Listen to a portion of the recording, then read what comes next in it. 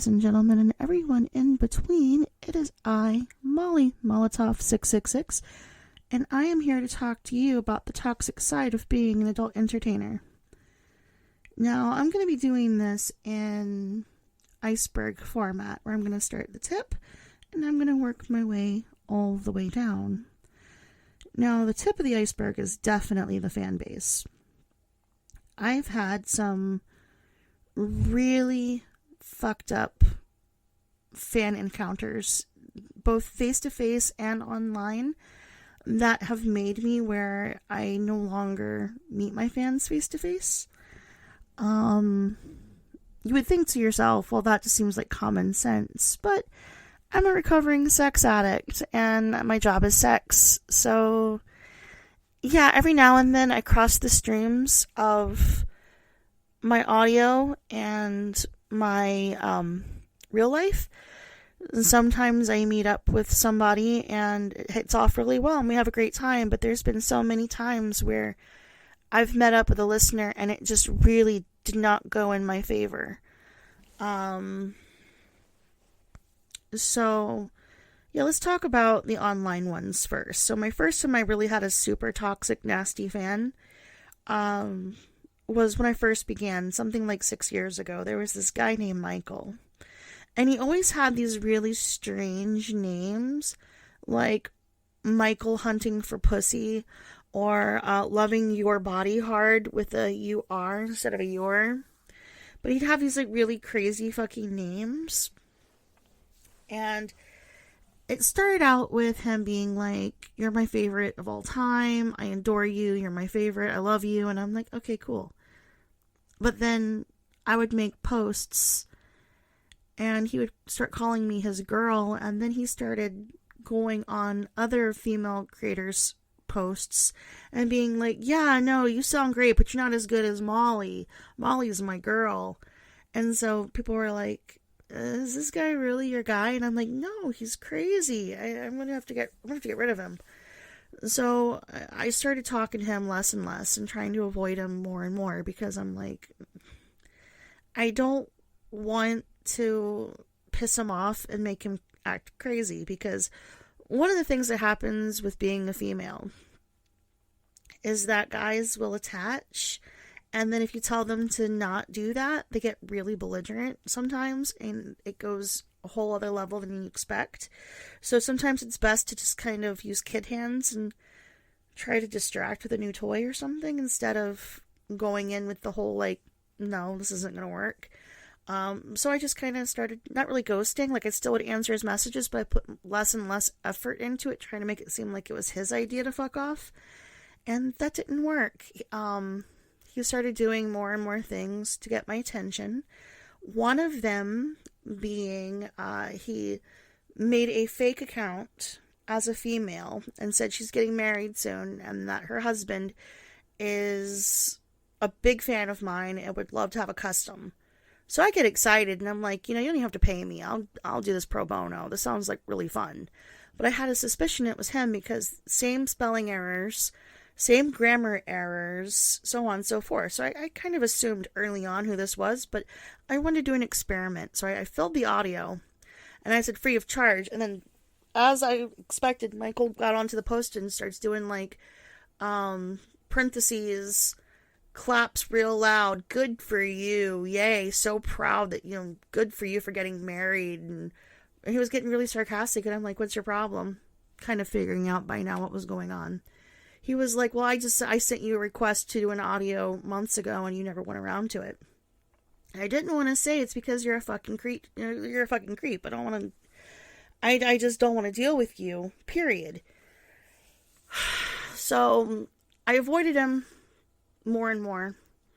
He kept getting more and more serious about getting my attention. And it segued into him saying something like he was going to find my biggest fan and rape and kill him. And I was like, whoa, bring it down a notch. Like, what you're not going to do is threaten my fucking fans. So you're out. Don't contact me anymore. He got super butthurt. And the thing that I was trying to avoid from the very beginning, the whole, the thing that I was ghosting him over, turns out that Even if I do tell him to back off, he won't do it because he didn't.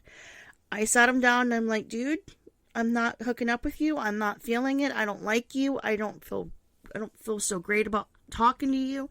I'm going to be removing myself from the situation for my own safety. He started making fake accounts.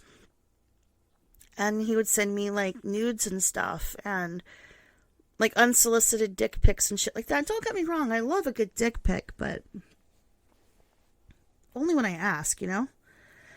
Like, you've got to, like, warm me up first. Don't just send me, like, a fucking cold-ass dick pic with no, like, hey, do you want to rate it or something? None of that. It was just, boom, here's my cock. And he would say the most annoying shit. Like, one of his big things that he used to tell me all the time was, yeah, I'm jacking off to your audios next to my wife right now who doesn't know what's going on. I'm over here like, are you crazy? Don't disrespect your wife like that.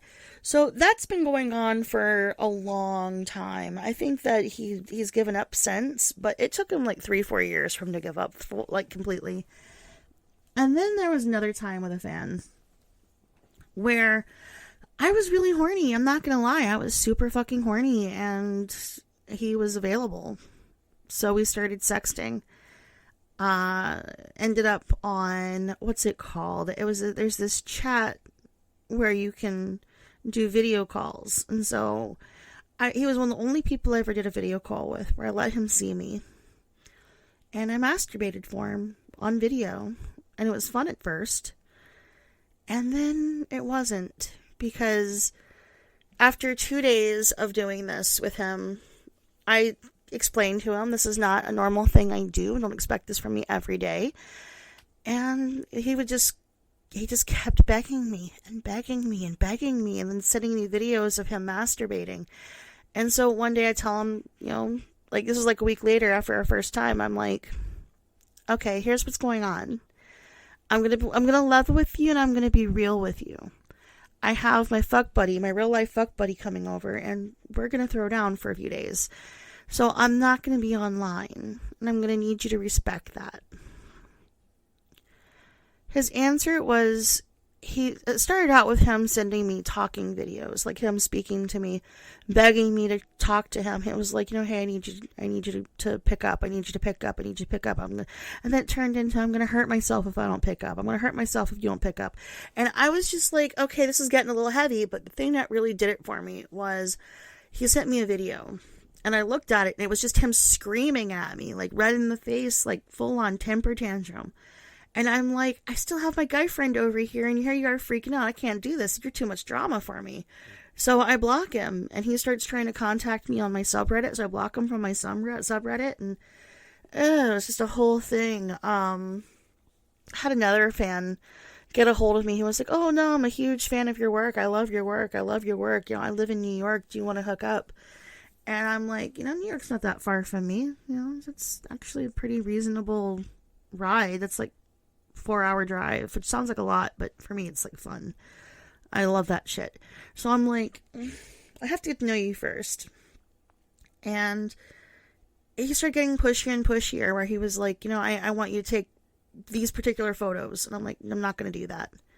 He's like, well, if you're not going to do that, then I need you to like make these certain audios. And I'm like, yeah, I'm not going to do that. And it just got to the point where he started saying things like he was going to tell people that I was a con artist and that I was taking his money and not giving him his commissions and stuff like that. And I'm like, okay, well, I have all these screenshots of you just admitting all of this. So what are we doing here? I was like, how about this?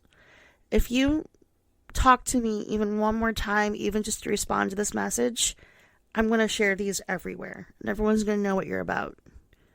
And he deleted his accounts and fucked off. Oh my gosh. And then another time, like, there's seriously so many of these. One that was face to face that really, this guy really freaked me out. So we started out really strong. He met me through my audios. He was like, I have to pick your brain. I have to know everything about you. I'm so fascinated by you. I could just sit there and listen to your every thought that passes through your head. You're just so fascinating and wonderful. And I'm like, of course, eating this up because I'm brand new to audio and I was really like needy. Like I was needy for love. So, fuckface is all like, I'll tell you what, I know I live all the way across the other side of the country, but I'm going to come visit you and we're going to spend the weekend together. And I'm like, fuck yeah. And he gets a really nice hotel room and we spend the weekend just fucking. Like, we were just going at it. We didn't do any vaginal sex, though, because I think he was paranoid that I was going to try to trap him or something with a pregnancy or some shit, as if that's how that works. But he was like, no, like, I don't want to put it in your pussy because I've got concerns. And I'm like, what, about disease? He goes, no, otherwise I wouldn't put it in your ass or your mouth. It's not about disease. It was just, I don't trust you to, have your birth control squared away. And I'm like, wow, okay. So that was a big red flag for me. That made me realize that I was probably never going to see him again after that. And I was right. I started feeling more and more distant because he was getting weird. Like, he stopped talking to me as much and stopped messaging me and stopped having so much interest in my everyday life. And we would go entire days without speaking. And one day I'm just like, are you happy? And he goes, no, I think I'm done. And I'm like, oh, okay. And I felt sad about it, sure, but I let him go. Because I was like, this is kind of how these things, work out anyway. But I get a message a few weeks later from another female audio creator. And she's like, do you know this guy? And I'm like, yeah, I know that guy very well. Why do you ask? She's like, yeah, because he told me that you came to be where he was at and that you guys spent the weekend together in his home state. And it's like, okay, so when he was here, I walked him all over my city and was like giving him tours.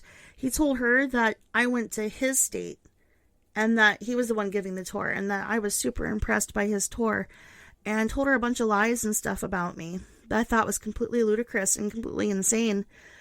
So we have this conversation. We both decided we're just going to block him and just be done with it. So we did. We blocked him and we were done with it. No fuss, no muss, hands washed. And that was good. That's what we needed to do. But these things never seem to...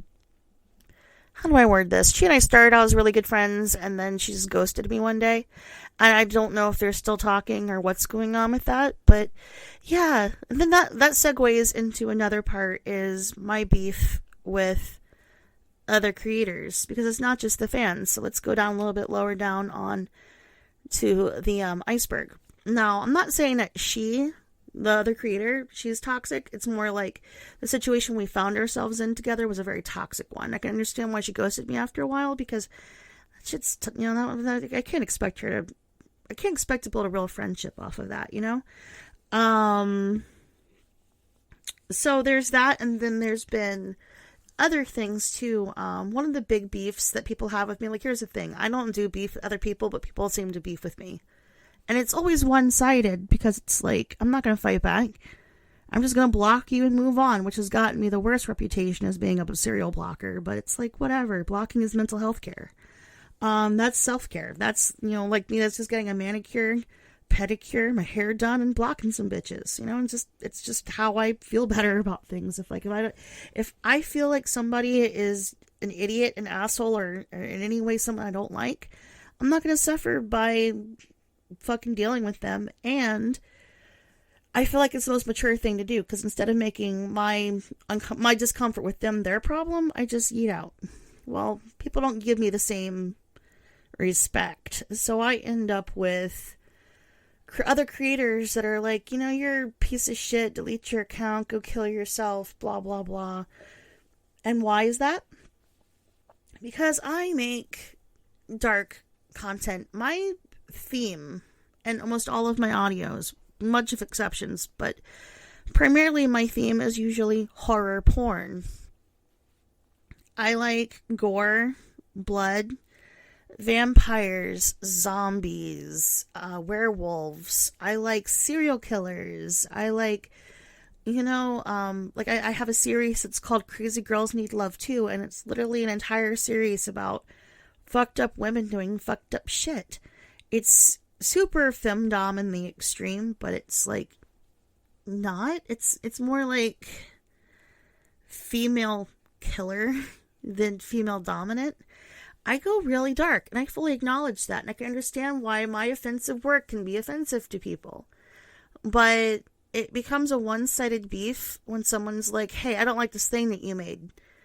And then I just go, okay, well, what am I supposed to do with that? They're like, well, I think you need to delete this because it's problematic. Okay, cool. Not everything's made for you, but you should feel free to block me because blocking is self-care. And if what I make affects your mental health even slightly, then you got to eat me. So I can understand that. Nothing but respect, but bye. And then they're like, no, I want you to do it. They always try to make you do what you don't want to do. Like, okay, I'm not going to change my content. I'm not going to dumb my work down. I'll tell you what I'm not going to do in the extreme, and that is pander to my audience. Everything I make is 100% masturbatory for me. It makes me feel good. It makes me feel right. And if that's problematic for other people, then once again, blocking is self-care. Blocking is self-love. Do what you gotta do. Get the fuck out of here.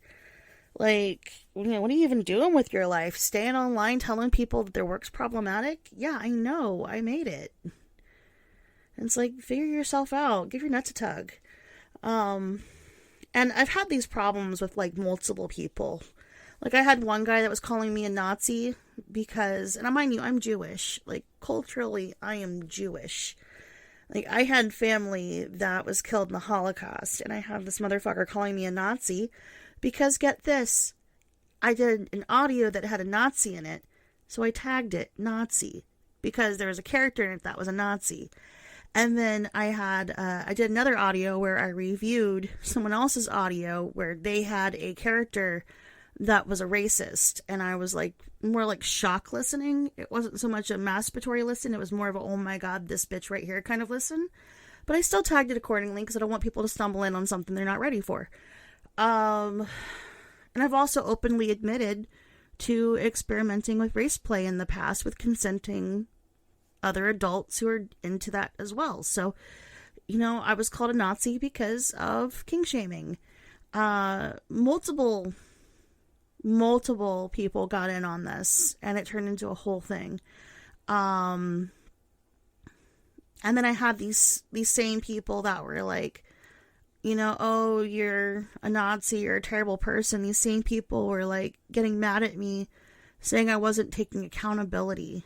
I'm like, okay, here's the thing. I'm not accountable for your feelings. I'm not accountable for what I do in my audios to you. If I'm hurting people, then I'm accountable. If I'm actively making content that is attacking or hurting others in any way, then please come at me because I deserve it. But I fuck with fantasy, and if you can't tell the difference between fantasy and reality, then I really recommend that you just not listen to audio at all. And avoid Quentin Tarantino because that shit will give you a seizure. And apparently telling them this was problematic and that I'm such a terrible person. Oh no, slap on the wrist. And they got fucking butthurt. These same people were so butthurt because I blocked them. And they were like, oh, you blocked me. Yes, I blocked you, you fucking idiot. Of course I fucking blocked you. What am I going to do? I wasn't even mad at the fact that they were offended. I'm mad about how they tried to make being offended my problem.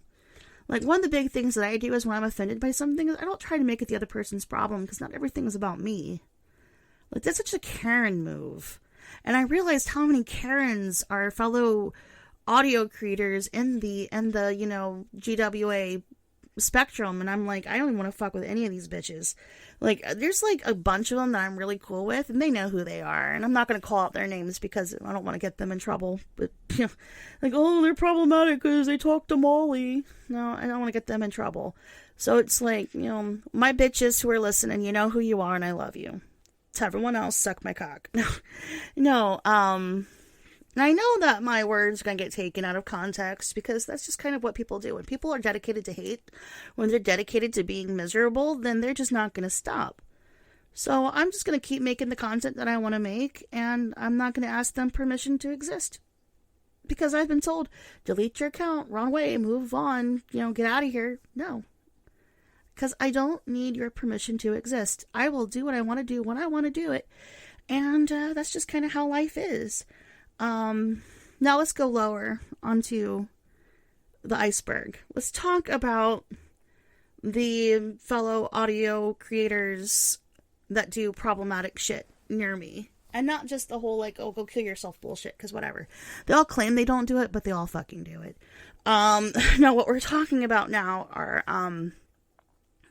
the ones that have been caught doing problematic shit. And not just, like, making audios. I'm talking, like, talking to their underage fans. That was a big one. There's a lot of them that are, like, in trouble for talking to their underage fans. There's a bunch of them that have been in trouble for grooming their fans. Power exchange comes into the picture because they're like, you know, oh, I trusted him because he was, you know, popular in the community and whatever, and now that I've been victimized, don't ever want to know. And I'm like, I support you. There's been times in the past where I did not support those people the way I should have, and I will regret that for the rest of my life. So the ones that, even the ones that were, like, coming after me, calling me a Nazi the day before, these are the same people that I was like, listen to victims when they're being victimized. I'm ranting now. Let me give you some context. So there was this guy named Kente back in the day. And he was one of the people that got on the bandwagon of, oh, Molly's a Nazi, just because of that fucking porn I did. And I was, like, trying to explain to him, I'm not a Nazi. You need to calm down with that. I find that very triggering to be called a fucking Nazi, being a fucking Jew that has the history that I've had. But, you know, I feel like I'm allowed to vent my frustrations and my feelings through my kinks and be able to handle any forms of, like, you know, self-hatred that I've been dealing with in regards to my religion. Because that does happen. Sometimes we end up with, like, feelings of self-loathing because of who we are, and it's important to work through that on your own. And the way I worked through it was through my kinks. I tried to explain this, and they were just like, nope, you're a Nazi. Shut up, Nazi. So this guy, Kente, was really going hard on me about it, and was like, no, you're a Nazi, you're a Nazi, you're a Nazi, you're a fucking piece of shit. And then the next day, literally the next day, all of his fans, the ones that were dabbing on me, these same people that were, like, calling me a piece of shit and a Nazi, these women came out and said that Kente was abusing them. And I was like, believe all victims. I didn't even mention, like, you know, these girls were just insulting me yesterday when I'm defending them because that's just so fucking shady and gross. I was just full stop. Believe victims when they fucking talk to you. And suddenly they were like, oh, maybe you're not so bad, but too late, bitch. Just because I'm backing you up doesn't mean that we're friends. So, that makes me petty. I don't think it does, because I feel like what that comes down to is I'm well aware of the kind of circles they run around in, and I don't want to be part of that. So even if they're all like, oh, I'm so sorry, I don't care. Like, we're done here. No need for that.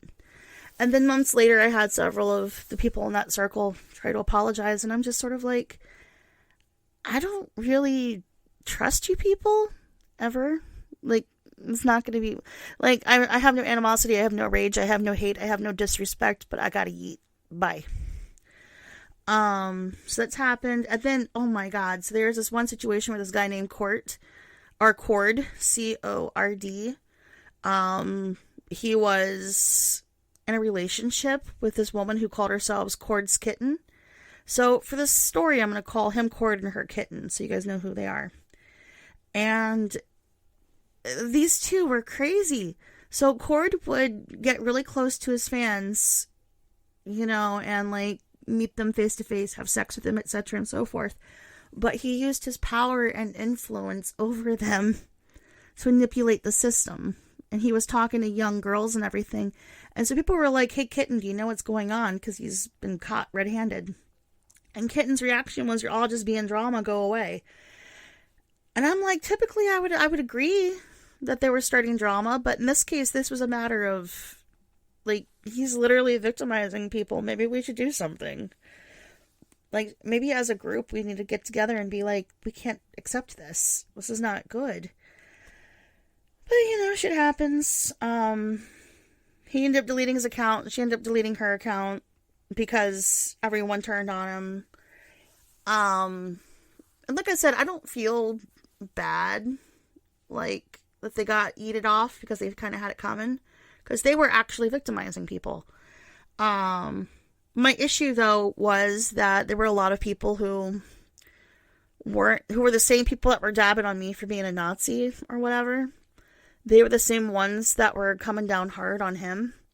And so there was a part of me that was just sort of like, I have to be mindful to not get into this, because if this is the same thing, I don't want to victimize somebody with lies. But then I saw the evidence and I'm like, oh, I don't feel so bad, but I'm still going to let the people who are affected speak first, and then whatever I've got to say after, I'll say it. I never ended up having to say anything, because everything was already said by at that point. Oh, and then let's get down to, like, basically the bottom of the iceberg. And that is the Christians, and I've had a few, well, I'm going to say Christians. I'm going to level with you guys. It's not just Christians. It is religion in general. I've gotten shit from Christians, I've gotten bullshit from Islamic people, and I've gotten bullshit from a what's it called? There's a branch of Judaism that's very orthodox. I can't remember the name of it, but they have this strict rule where women are basically the root of all evil, and that you're not supposed to touch a woman or be near a woman that you're not married to, even ones that are directly related to you. You're not supposed to, like, be alone with them or anything. And so I've had people, like, from those groups get a hold of me and tell me that I'm problematic and tell me that I'm going to hell. And I'm like, what part of 666 makes you think I care? You know, like, it's literally in my name, you know? But my favorite one is I get Christians that accuse me of being a real devil.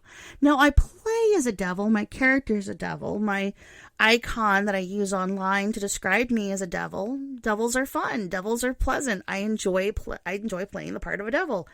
And they take me so seriously. Like, it's crazy how serious these fuckfaces get. They get so fucking intense. Like, I get told, you know, like, we're anti-porn, so you have to be anti-porn. I get told God said that, you know, whores are bad, but I'm like, Jesus Christ hung around with Mary fucking Magdalene. You can suck my fucking, you know, sex worker clit, motherfucker. Like, who are you? Who are you to fucking tell me what Jesus liked? Jesus liked whores, and he liked flipping tables in, you know, the temple that were selling shit that didn't have anything to do with God. Like, Jesus Christ would never put up with your bullshit, so sit down and shut the fuck up. So, that's basically my whole spiel on the toxic side of being an entertainer. Oh, wait, no, I forgot my favorite. No. This also goes on the iceberg, and that are the scammers. So, you wouldn't expect this. You really wouldn't expect this, but there are always people that are like, you know, oh, hey, could you do this audio for me? And then you'd be like, okay, well, you got to pay me with a gift card. And they'll send the gift card, and there's no money on it. And I'm like, what are you doing? Why are you trying to con me, bro? And they're like, we're not trying to con you. Yes, you are. Shut the fuck up. So that happens a lot. I've had that happen more than once, and I'm really still mad about it. Because it's like, you know, I try to, like, do good faith for people. I try to be a good faith, you know, creator, and then having people pull shit like that just makes me, like, it just makes me lactate lava. Like, I get really mad about that shit. Like, don't fuck with my money, motherfucker. It's one of the many reasons why I don't do, it's one of the many reasons why I don't do commissions anymore. I stopped doing commissions because people really do suck, and I don't want to deal with it. I just kind of do it for free now, and if you want to tip me, but it's not necessary. I also have a Patreon where I do 1 to 2 audios every month, and if you're into that, come check me out. That's on Patreon. That's Molly Molotov 666. And if you want to know more about what I do, that's mollymolotov666.com, and there you can find everything from a master list of all of my porn to pictures, video, fun stuff, lots of fun stuff.